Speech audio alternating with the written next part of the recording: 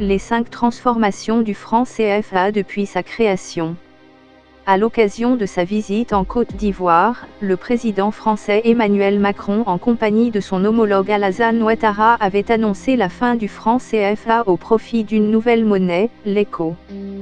Que vaut cette monnaie au franc CFA? Pour le savoir, voyons l'histoire du franc CFA. Le franc CFA est né le 26 décembre 1945, jour où la France ratifie les accords de Bretton Woods et procède à sa première déclaration de parité au Fonds monétaire international, FMI. Il signifie alors franc des colonies françaises d'Afrique. Le reste vous le savez? Le 26 décembre 1945 et le 26 décembre 2019, cela fera 74 ans. Mais c'est un accord de 75 ans.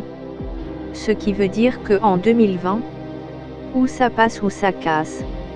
Cet accord entre la France et les pays africains francophones utilisant cette monnaie avait été signé pour une durée de 75 ans dans l'éventualité d'un renouvellement du dit accord.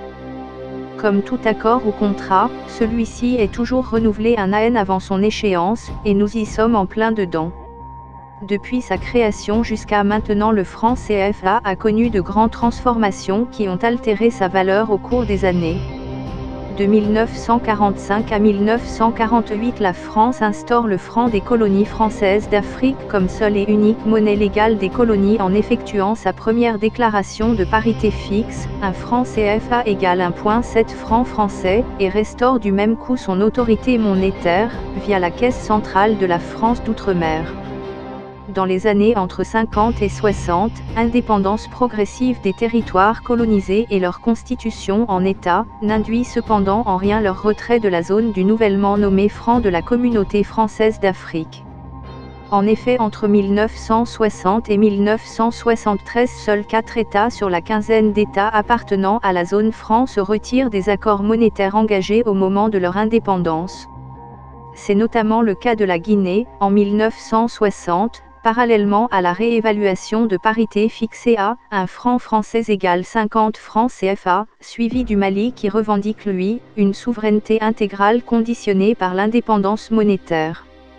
Les États qui demeurent dans la zone franc se rassemblent alors en 2 unions monétaires indépendantes, l'Union monétaire ouest-africaine, Union monétaire des États de l'Afrique de l'Ouest, et l'UMAC, Union monétaire de l'Afrique centrale. Les années 80 à 90 sont marquées par un double élargissement des unions monétaires et par des ajustements de parité successifs. Le premier est de nature géographique, avec la réintégration du Mali, l'inclusion de la Guinée équatoriale et celle de la Guinée-Bissau. On observe de plus une extension des domaines de coopération entre États africains, partiellement à la dévaluation de moitié du franc CFA en 1994, à 1 franc français égale 100 francs CFA. Les 2 unions monétaires sont refondées et affichent désormais des objectifs de coopération économique et de développement. En 1999, le passage du franc français en euros fixe la parité à 1 euro égale 656 francs CFA. Les années 2000 sont marquées par une forte convergence économique des États de la zone franc. Une décennie plus tard, nous assistons à la fin du CFA pour une monnaie unique. Confirmé par 8 pays de la sous-région, l'ECO confirmera-t-il l'indépendance financière de l'Afrique ou juste la plongée dans une autre crise économique? 2020, à 1 euro égale. ECO. Abidjan TV.